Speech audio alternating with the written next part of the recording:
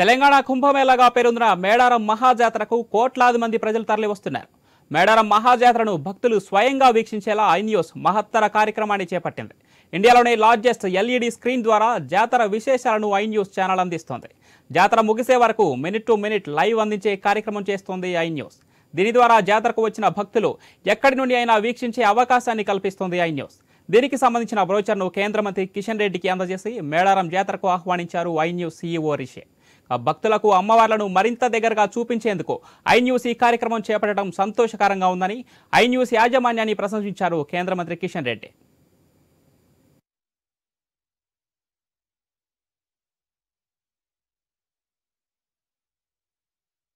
నమస్కారం. భారతదేశంలో అత్యంత పెద్దదైనటువంటి గిరిజన సమ్మక్క సారక్క జాతర ఏదైతే ఉన్నదో ఈ సంవత్సరము మన ములుగులో జరగనున్న విషయం అందరికీ తెలుసు. ఈ సమ్మక్క సారక్క జాతర ప్రపంచంలోని అతిపెద్ద జాతర, గిరిజన జాతర. దీనికి మన ఉభయ తెలుగు రాష్ట్రాలతో పాటు కర్ణాటక, ఒరిస్సా, ఛత్తీస్గఢ్, మధ్యప్రదేశ్, మహారాష్ట్ర లాంటి ఇతర రాష్ట్రాల నుంచి కూడా చాలా పెద్ద ఎత్తున ప్రజలు వస్తారు. ప్రత్యేకంగా గిరిజనులు అత్యధిక మంది వస్తారు.